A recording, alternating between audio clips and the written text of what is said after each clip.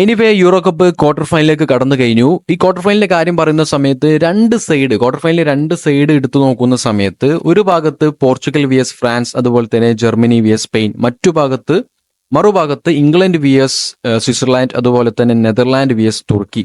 ഈ ഒരു സൈഡ് അത്രയ്ക്ക് മികച്ച ഒരു മത്സരം ഉണ്ടാകുമോ എന്നുള്ള ഒരു സംശയമാണ്. പക്ഷെ ഓപ്പോസിറ്റ് സൈഡ്, അല്ലെങ്കിൽ നമ്മളായി പോർച്ചുഗൽ വിയസ് ഫ്രാൻസ്, ജർമ്മനി വിയസ് സ്പെയിൻ എന്ന് പറഞ്ഞ സൈഡ്, അത് ഭയങ്കര കിടിലൻ മത്സരമായിരിക്കും എന്നുള്ളതിൽ ഒരു സംശയമില്ല. അതിൽ നമുക്ക് പോർച്ചുഗൽ വിയസ് ഫ്രാൻസ് മത്സരം എടുത്ത് നോക്കിക്കഴിഞ്ഞാൽ രണ്ട് സ്കോഡ് നോക്കുകയാണെങ്കിലും കിടിലൻ സ്കോഡാണ്. ഫ്രാൻസിന്റെ സ്കോഡ് നോക്കിയിട്ട് പോർച്ചുഗൽ തീർച്ചയായിട്ടും തോൽക്കാൻ സാധ്യതയുള്ള ഒരു സ്കോഡാണ് ഫ്രാൻസിന്റെ സ്കോഡ്. അടിപൊളി മത്സരമാണ്, അല്ലെങ്കിൽ കിടിലൻ പെർഫോമൻസ് ആണ് ഫ്രാൻസ് എന്നൊന്നും പറയാൻ പറ്റില്ല.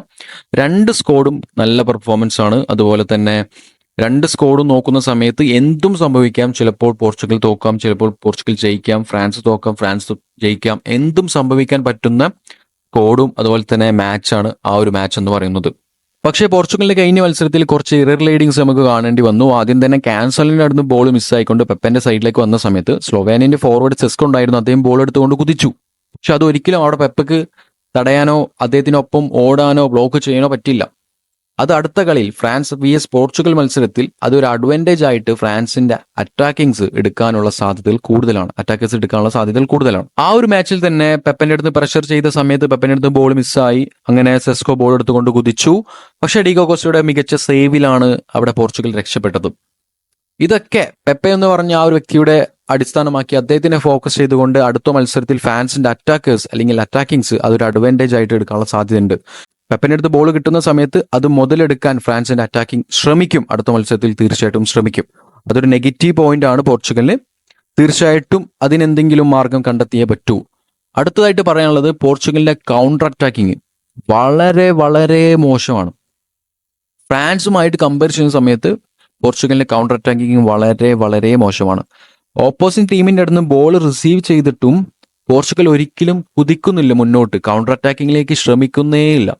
വളരെ സ്ലോ ഡൗൺ ആയിട്ടാണ് വീണ്ടും അറ്റാക്കിങ്ങിലെ ആ ഒരു ഫേസിലേക്ക് പോർച്ചുഗലിന്റെ പ്ലേയേഴ്സ് പോയിക്കൊണ്ടിരിക്കുന്നത്. എന്നിട്ട് ക്രോസുകൾ കൊടുക്കുന്നു, പക്ഷേ ആ ക്രോസുകളൊന്നും അക്യൂറേറ്റ് ആയിട്ടുള്ള ക്രോസുകളോ കാര്യങ്ങളോ അല്ല. പക്ഷെ ഫ്രാൻസിന്റെ കാര്യം നോക്കുന്ന സമയത്ത് പോർച്ചുഗലുമായി കമ്പയർ ചെയ്യുന്ന സമയത്ത് നല്ലവണ്ണം കൗണ്ടർ അറ്റാക്കും കാര്യങ്ങളൊക്കെ ശ്രമിക്കുന്നുണ്ട്. 4 കൗണ്ടർ അറ്റാക്കാണ് ഈ 4 മാച്ചിൽ നിന്ന് ഫ്രാൻസ് നടത്തിയിട്ടുള്ളത്. പക്ഷെ പോർച്ചുഗലിന്റെ സൈഡിൽ നിന്ന് പോർച്ചുഗൽ ഒരു കൗണ്ടർ അറ്റാക്കിങ് മാത്രമാണ് ഇത്രയും കളിയിൽ നിന്ന് പോർച്ചുഗൽ നടത്തിയിട്ടുള്ളത്. പക്ഷെ ഈ പറഞ്ഞ കാര്യങ്ങളൊക്കെ കൊണ്ട് തന്നെ പോർച്ചുഗൽ തോൽക്കാനുള്ള സാധ്യത ഉണ്ട് എന്നല്ല ഞാൻ പറഞ്ഞത്. കാരണം CR7 അവസാന മത്സരമാണ്. അദ്ദേഹം മരിച്ചിട്ടെങ്കിലും ഗോൾ അടിക്കും എന്നുള്ള ഒരു സ്ഥിതിയിലാണ്, സ്റ്റേറ്റിലാണ്. സോ അദ്ദേഹത്തിന്റെ ഒരു മികച്ച പ്രകടനം ചിലപ്പോൾ കാണാൻ സാധിച്ചേക്കാം. അതുപോലെ തന്നെ ഡീഗോ കോസ്റ്റ, പോർച്ചുഗലിലെ ഗോൾ കീപ്പർ, മിന്നും പ്രകടനം അല്ലെങ്കിൽ മിന്നും ഫോമിലാണ്. അദ്ദേഹത്തിന്റെ പ്രസൻസും ടീമിലുണ്ട്.